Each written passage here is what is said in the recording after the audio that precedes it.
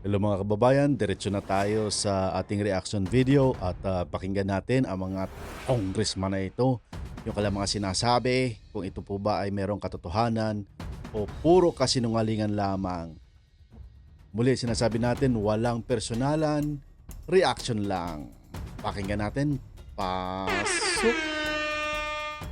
Two questions lang po. Anyone could answer po. First question, ano po yung reaction ninyo sa ginawa po or decision ng Senate na i-adapt yung House version ng OVP budget? And second question, meron po kasing suggestion yung Senate Finance Committee na deletion or tanggalin po yung pong AKA program. Yung po yung flagship program po, di ba, ni Speaker Romualdez. Thank you. Titingnan natin dyan, natatawa tayo dyan kagad, Dalawa ang tanong, yung pag-adapt ng investigation nila ng Senado doon sa ginagawa nila sa budget ni sa previous na confidential fund ni Sara Duterte at ni Vice President Sara Duterte at ang kanilang AKAP na kanilang ipagtatanggol dito. Pakinggan natin, tuloy tayo. Yeah. Sige, Good morning. magturan pa kayo. Una sa lahat, magandang umaga po sa ating lahat. Assalamualaikum warahmatullahi ta'ala wabarakatuh. We welcome the decision of the Senate to retain the proposed 733 million as initially approved by the House version. Ito'y nagpapatunay, from the very start, nagpapatunay na tama yung basehan na naging committee report ng Committee on Appropriations. Pangalawa, as a sponsor, alam ko yung na-experience po ng Senate ngayon when they were asking for the documents. Itong nakakatawang taong ito, itong si Zia na ito, siya yung sponsor na mag-present ng budget ng OVP. At alam na ni Vice President, nung ikaw ay nag-sponsor dyan, alam niya na wala kang kwenta. In fact, it would be hard, I guess, on my counterpart in the Senate is nagkakamali, si Senator Grace Poe. She's actually also leading the subcommittee on finance, covering the budget proposal of the office. Obviously, na yung counterpart nyo dyan ay si Poe. Si Poe. The Vice President, and according to the news, and I read the news, according to her, she's been asking for certain documents. So it will be really difficult, and I feel for her because it really is difficult for a sponsor to really defend the proposed budget kung walang coordination ang ahensya na dinidepensa mo. So again, it really validates the proposal. It gives credence to the decision of the House of Representatives to realign the 1.2 funding to the agencies whose primary mandate really is to provide services as indicated under the Office of the Vice President. And I'm talking about medical assistance, scholarship, and etc. Kasi these are all ongoing services provided by DSWD, DOH. So Tingnan nyo yung kasinungalingan ng mga tao na yan. Tingnan mo yung... Kaya sinasabi natin, kapag ikaw ay bulag, kapag ikaw ay hindi nagmamasid sa sistema ng gobyernong ito, masasabi natin na akala mo tama yung sinasabi, Yung sinasabi nila na i-realign nila yung budget ng Vice Presidente dito sa mga ibang ginagawa, dahil ginagawa na raw ng DSWD, kaya kailangan nila i-realign, kailangan na lamang ang budget sa OVP ay para pang pasahod na lamang sa mga empleyado niya, at as in pipilayin nila yung sistema. Pero alam natin ang sistema na sinasabi ni Vice President Duterte dito na dapat yung mga taong tinatanggihan ng DSWD dahil nga by their personal experience na sinasabi nila na tinatanggihan sila dahil sila ay kaalyado o referral ng Vice President. Kaya tingnan natin dito yung mga kasinungalingan pa dito. Yun po yung naging primary consideration ng House of Representatives, which in this, with this recent development from the Senate, it validates the Committee on Appropriations proposal to realign these fundings. So we welcome it, on the part of the House of Representatives, and perhaps I can speak for the rest of my colleagues here. And as a sponsor, it really validates, it gives credence to the decision of the House of Committee on Appropriations na ma-realign itong 733 I'm sorry, the 1.2 billion pesos na in-realign po natin sa mga ahensya na nagbibigay ng mga parehong serbisyo po. Pareho? Wala ba kayong tulong sa mga mamamayan natin, kayong bilang mga congressman? Hindi ba kayo, pag may dumudulog ba sa opisina ninyo, hindi ba kayo tumutulong? Na as in katulad din ng ginagawa ng DSWD? Talagang itong mga taong ito, Thank you. If I may add, no? parang personal na yata I'm yun. sure Kaya, the tuloy. Honorable Zia is very modest not to say this, but let me say it for the record. It Mm, also ito pang isa na to. vindicates the stance taken by the Honorable Zia being the sponsor of the budget of the Office of the Vice President. Kasi alam naman natin, medyo binabati ko siya na remiss siya sa pag-defend nung bit ng budget ng Office of the Vice President. Pero nakita natin dito, kahit maging sa Senado, patuloy pa rin na iniiwasan ng opisina ng tanggapan ng pangalawang Pangulo ang pag-defend ng kanilang budget sa tama at saktong pamamaraan. At nakakabahala po na merong isang tanggapan ng ating Nakakagigil tong mga ito dahil nga po yung sinasabi natin, ito sila ay power of the purse ng budget ng gobyerno. Ang nakakainis dito na sila mismo na ang kanilang pagliliquidate ng kanilang mga budget at ng kanilang mga expenses is by certification. Kaya very unfair ito no? Wala tayong hindi natin sinasabi na kapag may mali o kung may anumang mga bagay na ginagawa ho nila, walang problema yun, ay di kasuhan ninyo. Pero, ang inyong budget ay hindi nyo na i-detail pagdating sa liquidation dahil nga certification lang ang sa inyo. Tuloy.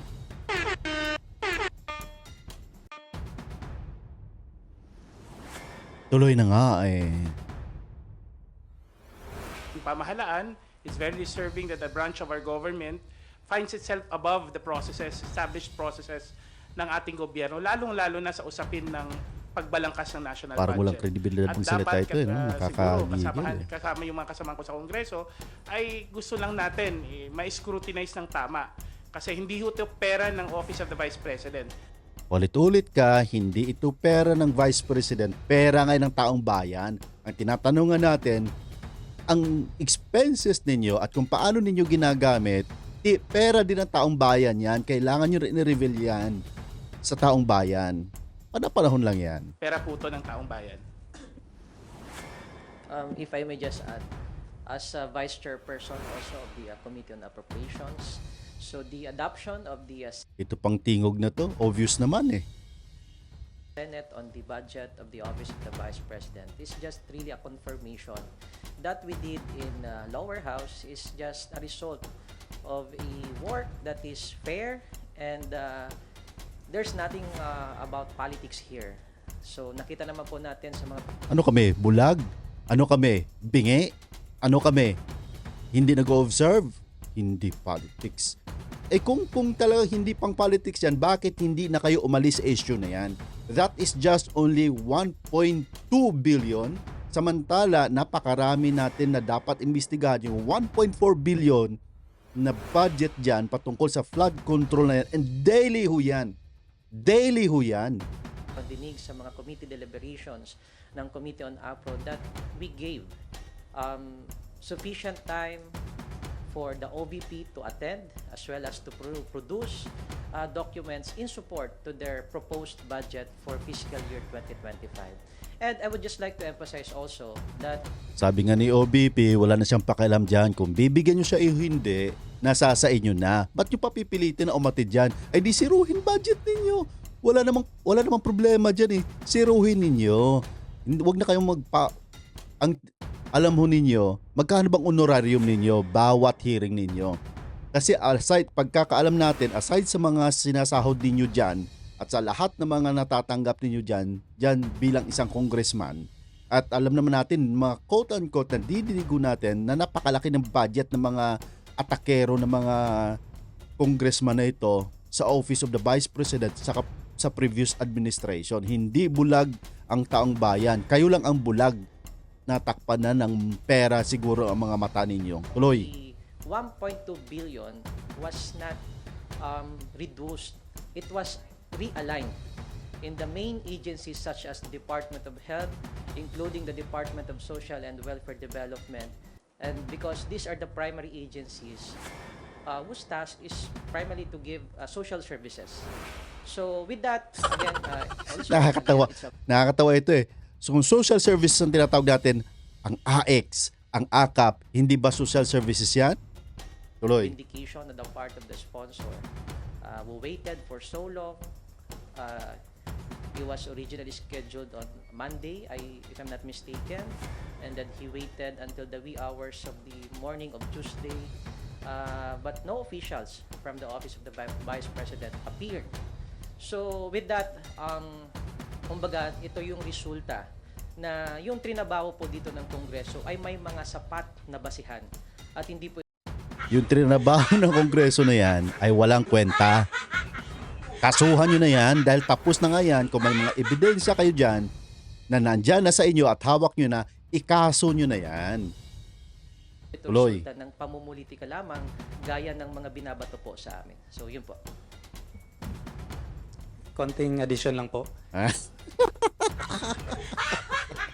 Pagkatapos dito sa isa na to, punta doon sa isa, may pattern na yung camera eh. Pag usog ng camera ng ganun eh, ano?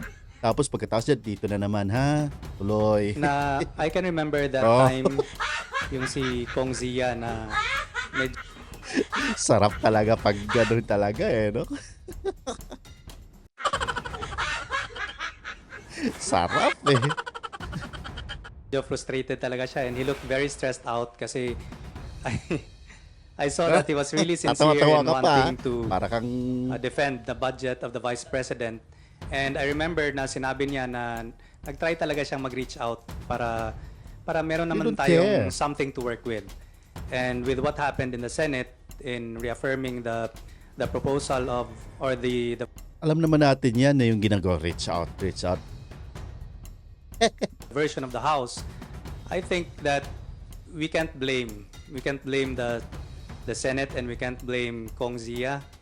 He has done his part and we have done our part, and I wish we could have done more. Yun lang po.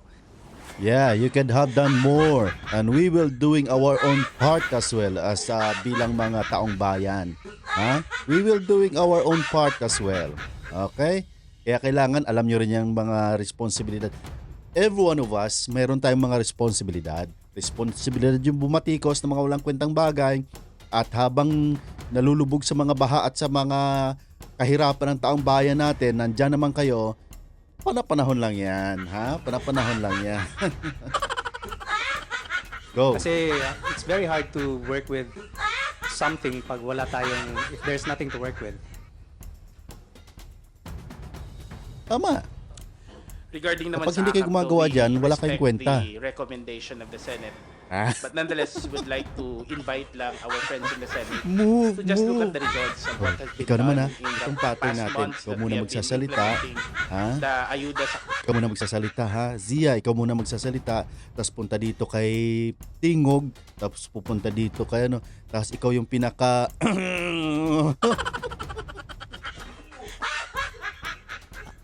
ikaw yung pinaka ano, ikaw yung pinakahuli, total ikaw yung pinaka, ha?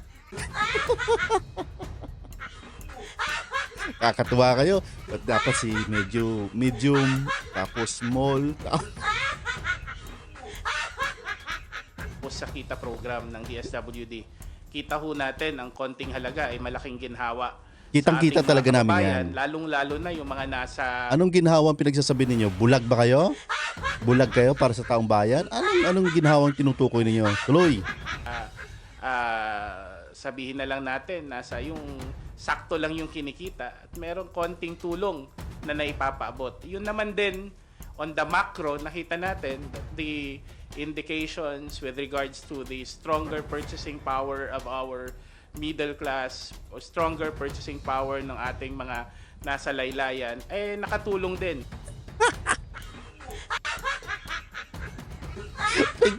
Pinklawan yung mga pananalita, eh, no? Pinklawan eh. Laylayan. Saan mo na ang salita na yan, ha? Mang-aagaw. Laylayan. Kawalalaki mong tao, palaylayan pa. Ano yan? Skirt? May laylayan ka ba? Pwede namang sabihin mong ano yan dulo ng pantalon mo Ba't na laylayan? Kaka- sa pagpapalakas at ng papasigla ng ating mga lokal na ekonomiya, and the macro effects, the effects on the macro economy cannot be denied. So I hope that our senators will Macro effects of the economy. The economy, alam niyo kung bakit? Dahil nga wala tayong investor. Lumalabas pa ang mga investor natin. Ano is the macro? The macro is kawalang kwenta ninyo pagdating diyan sa administrasyon na yan. Walang investor. Gala ng gala pang presidente. Ano pa? Concert ng concert at kung ano pa mga pinagagastusan nyo dyan. Instead na ang billion of pesos para doon sa flood control ay hindi nagagawa. That is the effect ng sinasabi ninyong macro ng economy na yan na mayroong problema tayo. Kasi kung ginagawa nyo lang tungkulin ninyo, hindi mangyayari po yan. Ang problema, nagpapataba kayo ng mga bulsa ninyo at wala kayong ginagawa para sa taong bayan. go beyond the noise of the issue, but rather look at the program on its own merits, no? Kasi That's the effect, the macro noise of the issue na sinasabi na issue, kayo lang gumagawa ng issue. Well, that is the expenses na ginagawa ng Vice President at gusto ninyo tanggalan siya ng budget. Pero ang gusto ninyo dito sa akap na ito, which is matakin yung ang tinitingnan natin that is 1.2 na billion na budget ng Office of the Vice President, pero yung akap na 2024, that is 26.7 billion, gina-justify ninyo and how, kung paano ito binabahagi para sa taong bayan. Akap lang po yan mayroon pang AX, mayroon pang tupad, mayroon pang budget mismo yung DSWD natin. At ang matindi dito, paano nyo na ibabahagi at na i-distribute yung akap na yan na walang guidelines. As far as I know, if I'm not mistaken, pa-English pa kayo, pa-English tayo tuloy, na wala naman tayong kwenta mag-English dito. Na walang guidelines. At alam natin na kapag yan po ay batas, dapat po mayroong guidelines bago ninyo ilabas yung budget na yan. Kaya sinasabi natin, hanggang sa ngayon, ginagawa nila ng paraan na mabatikos ito ang Vice President at ma-impeach itong Vice President na ito dahil kapag yan po ay nakaupo balang araw, lahat kayo makakasuhan dyan sa ginagawa ninyo. Tuloy. sayang naman at sabi, kung meron lang naman silang counter suggestion, sana hindi yung pag-alis, kundi pagtingin kung paano natin mas may Takot na takot alisan yung akap Takot na takot Bakit kayo takot na takot ka alisin yung akap? Pero yung budget ng Vice President na 1.2 billion gusto nyong alisin at i-align na lang doon sa DSWD dahil nang sabi nyo nag-overlapping naman yun. Pero yung justification ng Vice President po dyan na kaya ginagawa niyo po yan dahil nga tinatanggihan mo siya pag-referral ng Office of the Vice President yung dumudulog doon sa DSWD.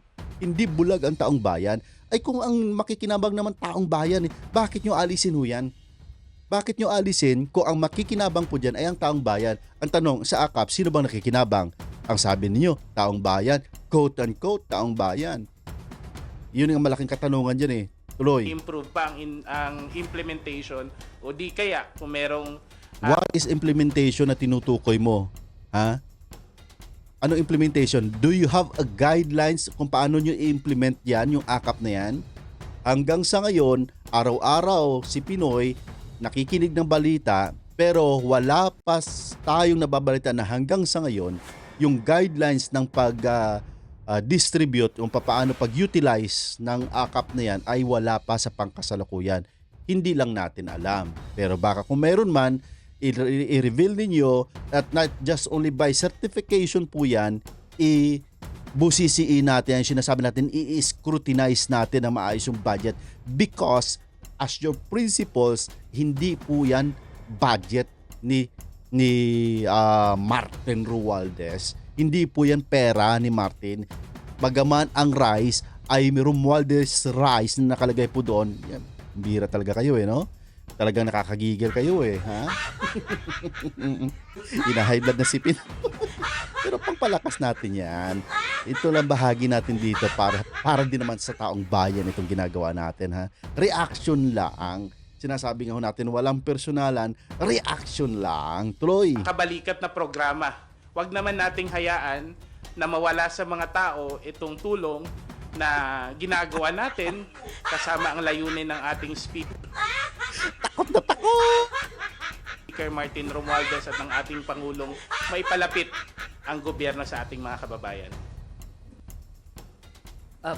May dadagdag lang ako noon ng Oh, konti. dagdag. Kasi ako naniniwala Doon, balik doon sa naniniwala ako, nagsimula. and I hope many of us also share this belief that the Bagong Pilipinas, one of the thrust of the Bagong Pilipinas is to bring Bulag to bulag to no? Bagong Pilipinas, bangag na Pilipinas. Anong bagong Pilipinas pinagsasabi mo? Bulag ka ba? Hindi mo ba nakikita ang nangyayari? Bangag na Pilipinas. Yun ang baka services of the sabihin. government closer to the people. Yung nga sinabi po ni Congressman Jude, no? I think we should not assign a certain program to a particular individual or sitting official. I think we have to look at it on the overall purpose and the objective of this program. Para sa akin, for the past several months that we have been doing a lot of series of Bagong Pilipinas Service Fair, nakita natin yung resulta nung magandang resulta and benefits na nabibigay nito. And ultimately, one of the main yung main Wala kami attraction, nakikita, sinasabi natin, sinasabi mo na yan, and Wala kami main nakikita. services na binibigay ng Bagong Pilipinas Service Fair is yung AKAP program. Dire-diretso po yan nabibigay sa ating mga Siyempre, indigent and dire-diretso qualified talaga beneficiaries. yan. So, I guess ultimately, kung titingnan po natin ang budget, sapat yung budget, apart from the operation of our bureaucracy, it also needs to have in the budget services that is aligned specifically to the needs of the public and the people. At ako naniniwala ko nung dapat, kung hindi natin to i-continue at gusto natin maiba, dapat tama yung sinabi ni Kong Jude. It has to be improved from the one that we are having right now. And I think, Dagdagan mo pa? based on the current 26 setup ng AKAP 27 program, I think billion na it's yan? doing a lot Ha? Dagdagan mo pa? Improve mo pa yan? Paano mo improve yan? Go. rather than doing negative things. Follow up na lang din po. Congressman Jill can answer po kasi kayo po yung member ng APRO, di ba? Vice Chair po kayo. May balak po ba kayong ilaban to sa Bicameral Conference Committee, yung AKAP program po?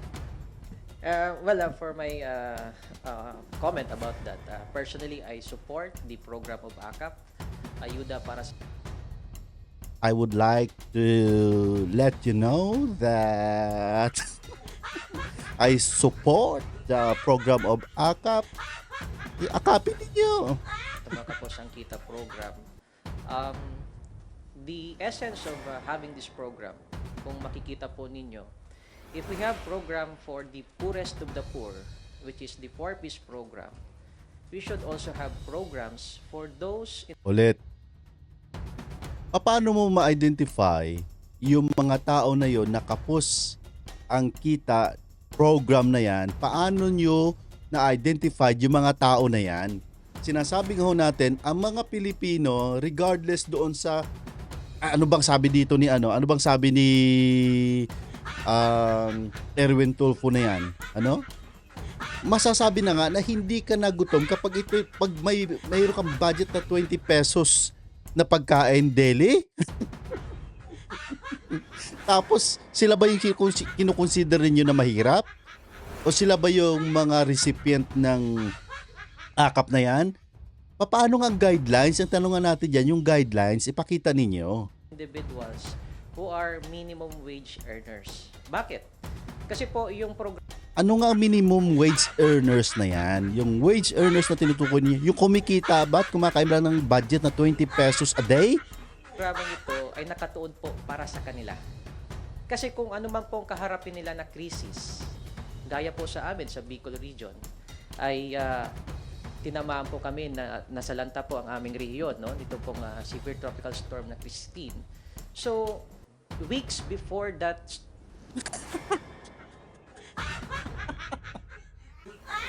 weeks before, ha?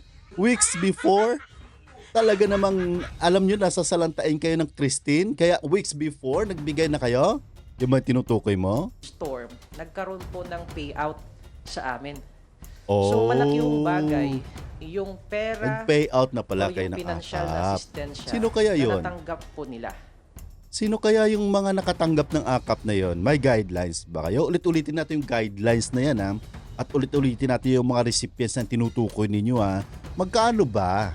Ha? Magkano ba talaga ang batay? Paano nyo ba binabasihan ang pag-release, pag-utilize ng budget ng 26.7 billion samantala ang 1.2 billion na ang makikinabang naman ay taong bayan?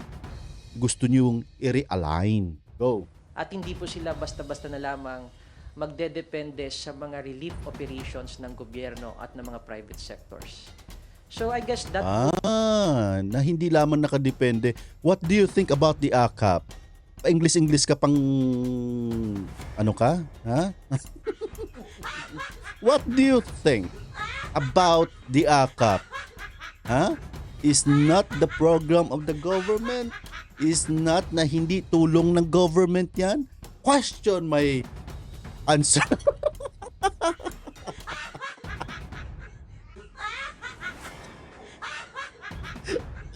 Pambira kayo? Pa-English pa kayo? Pag si Pinoy English, babalik na rin natin lahat ng mga sinasabi. Question my answer. would be a factor that should be considered na dapat result The factor or the benefactor? Ha? The factor of the AKAP or the benefactor? Those who utilize the AKAP. oriented ho tayo. And if there is a call for deletion of this program, I guess, although I respect that opinion, Oh, I would like to comment. Is it a deletion of the program or the delicious and delusion of the program? but siguro mas tignan na lang po muna nila yung aspeto, yung naging resulta nitong programa bago ho sila magpanukala na ito po ay tanggalin kasi malaking tulong po ito. Tanggalin po yan. Huwag mo nang dipinsahan. Ha? Bakit? Bakit hindi kailangan tanggalin ho yan? Bakit hindi kailangan tanggalin? That is an insertion. Kaya nawala ng budget ang mga priority ni Bangag nang sinasabi niya build more. Nawala ng budget po yan dahil nire-align ninyo, kinuha nyo doon yung mga budget na yon at dinala dyan sa AKAP na yan. So ngayon, tanong natin, ano ang mga infrastructure program ngayon ng build? Nasaan na yung programa na 1 million houses? Nasaan na yun? Bakit? Kasi nga, nandyan sa AKAP na nire-align ninyo, kayo ang nagre-realign ng budget dyan. Nakakagigil kayo, ha? Sa ating pong mga kababayan. In fact, yung iba nagsasabi, Sakit kayo sa hindi panga, naman po ha? nakakabuti kasi tinuturuan yung maging tamad yung tao. Pero hindi po yun ang nagiging That's the point. That's the point. Hindi tinuturuan ng tamad ng tao, hindi po yun eh. Kung si Pinoy lamang magsasabi, napakadali lamang alisin ang corruption, ilibre ang health ng tao dahil ang mga tao, alam natin ang mga Pilipino, magsusurvive po yan pagdating sa mga pagkain nila sa araw-araw. Hindi na kailangan ng tao yan. Ng mga ayuda-ayuda na yan. That is your leverage para gawin ninyo ang mga tao na luluhod para sa inyo at magiging bida kayo sa harapan ng mga taong bayan. realidad. Kasi ang mga beneficiary po nito ay mga trabahante. Dati nang may trabaho. Kailangan lang nila ng konting pinansyal na ayuda. Sino nagsasabi sa iyo na yung mga dating nagtatrabaho at tumigil sila sa pagtatrabaho, napakahirap nito eh. 1 week lang nawala silang trabaho, 2 weeks, 1 month. Tuwing kailan sila tatanggap, kaya nga yung guidelines niyan dapat natin makita kung papaano ninyo ginagamit yung AKAP na yan. Tuloy. Alin po sa gobyerno. And this is what we are doing right now. We're just giving their rightful share from the taxes Kasi sinasabi nila, pera ng taong bayan yan. And therefore, ibigay natin. Sa paanong paraan? Gaya nitong ganitong Tapos, yung pera ng taong bayan, parang budget sa Vice President, komplikado no? Pera ng taong bayan, ibibigay under ng AKA, pero yung budget ng Vice President, na ang pamantay lang naman ng Vice President, yung mga tinatanggihan ng DSWT because of the politics issues na ito, na kapag refer ng Vice President, tinatanggihan, yun lang naman yun pera din naman ng taong bayan yun Bakit pinopoliticize ninyo ang Office of the Vice President? Tuloy. programa. Ayuda para po sa kanila. So, with that, for me, as the member of the Committee on Appropriations, I fully support the program of AKAP, of DSWD, and if there will be a chance to give much allocation or higher allocation, lalapad yung I will balikat vote mo for dyan that. after niyan.